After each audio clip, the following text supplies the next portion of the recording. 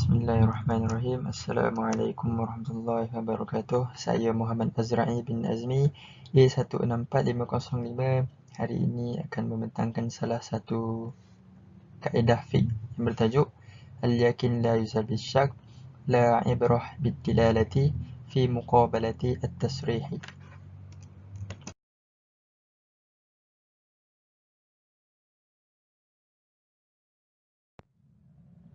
Okey, baiklah.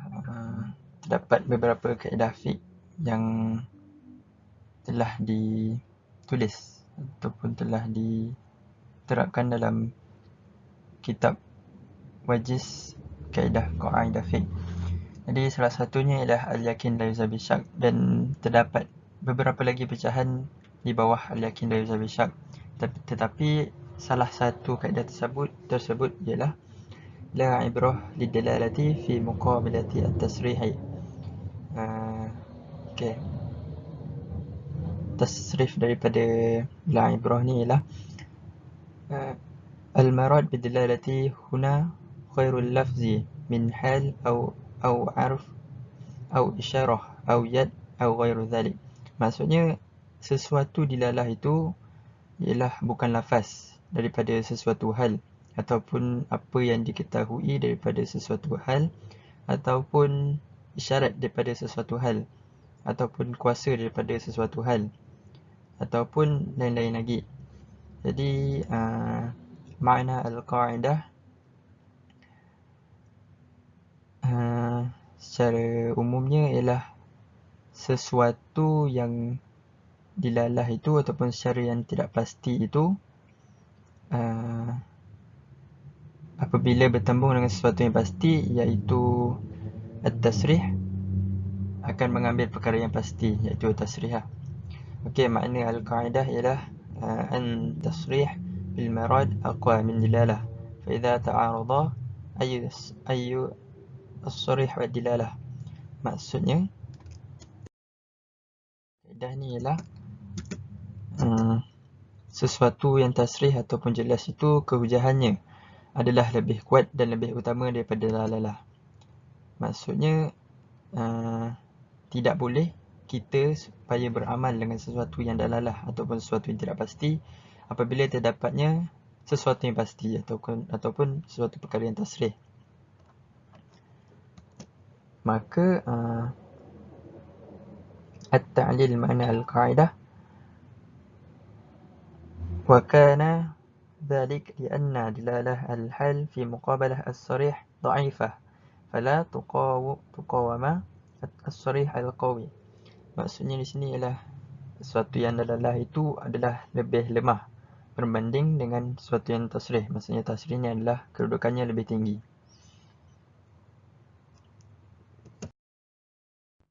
Okey, baiklah, seterusnya adalah berkaitan tentang contoh dan furuk kepada kaedah ini. Amsalah ala al-qaidah wa furu'i laha. Terdapat beberapa bintang yang saya buat, ada 3 bintang merah. Jadi ada 3 contoh yang saya buat di bawah. Okey, contoh yang pertama adalah berkenaan dengan tetamu masuk ke dalam rumah. Idza dakhala insan dar akhir biiznihi fawajada ina'an ma'dan lisyarbi fahuwa idzan bisyarbi dilalah. فإذا أخذ ذلك الإناء ليشربوا منه فوقع من يده وانكسر. Okey, baiklah, maksudnya di sini ialah apabila terdapat seorang tetamu dan masuk ke dalam rumah dengan izin tuan rumah. Jadi apabila tuan rumah itu tidak mengisyaratkan apa-apa apabila tetamu tersebut masuk ke dalam rumah, maka apabila berlaku sesuatu perkara, maka ia adalah secara pasti. Maksudnya contoh seperti terdapat suatu tetamu masuk rumah dan dia minum air dan kemudian gelasnya tersebut pecah.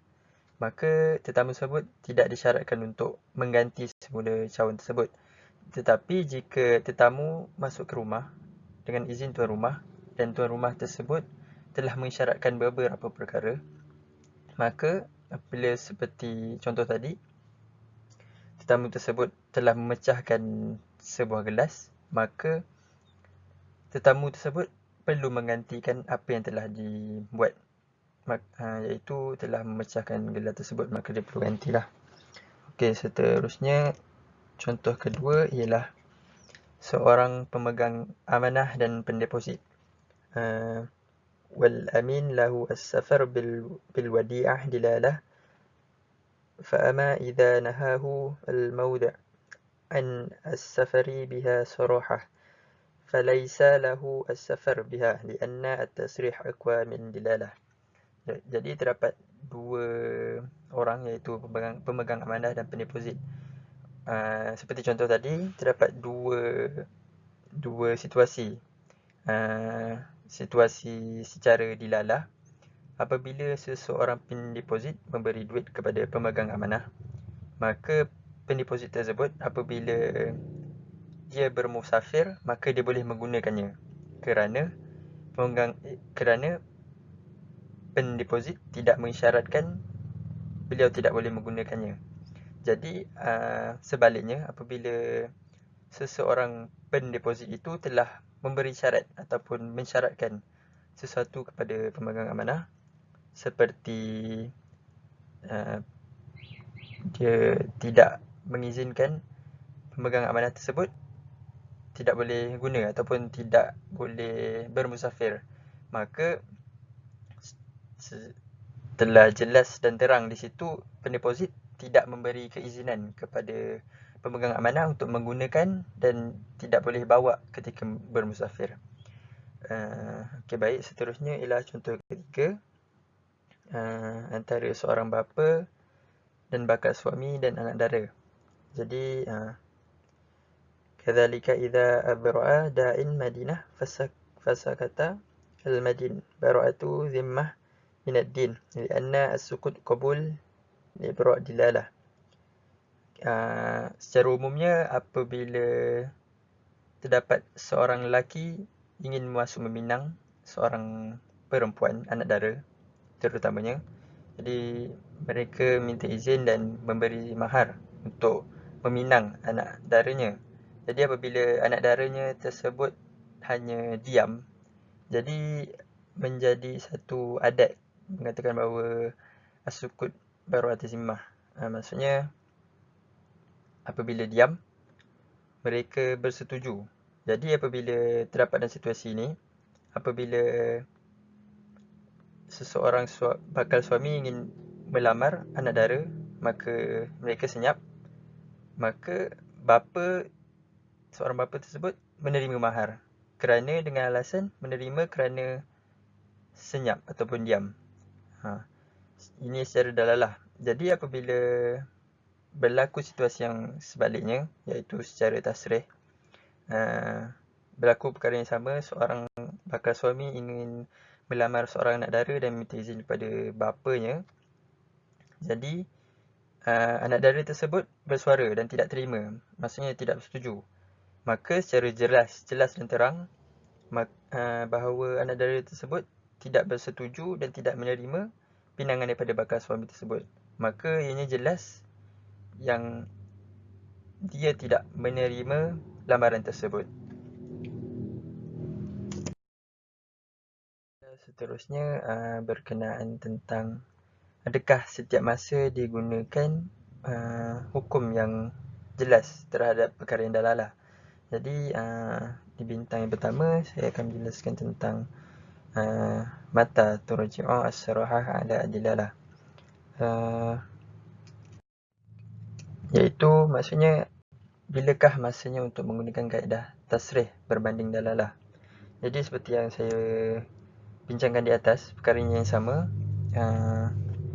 ianya digunakan apabila berlaku percampuran atau pertembungan antara perkara yang sarih, yang jelas, dan perkara yang dalalah.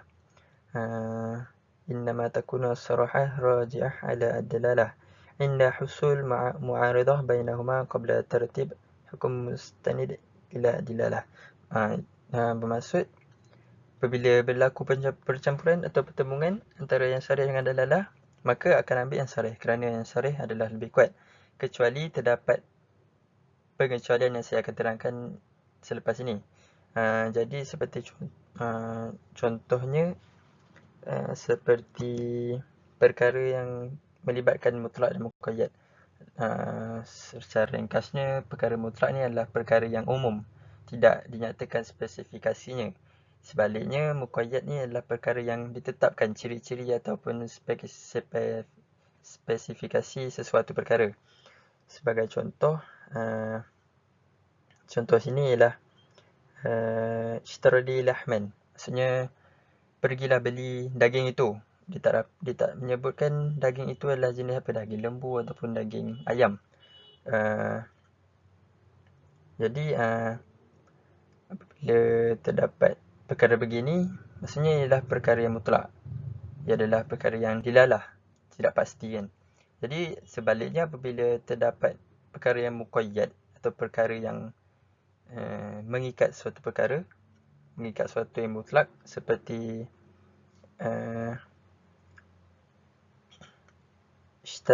ishtarli lahman al-ibil. Maksudnya beli daging ibil itu, ataupun contoh lain yang mudah, belilah daging ayam itu. Maksudnya bukan perkara yang umum. Maksudnya adalah perkara yang spesifik lah. Sebab berlawanan dengan perkara mutlak. Baiklah, seterusnya saya akan bersambung tentang perkara di atas. Tadi saya ada sebutkan tentang pengecualian kaedah. Jadi di sini saya akan sebutkan tentang beberapa pengecualian kaedah.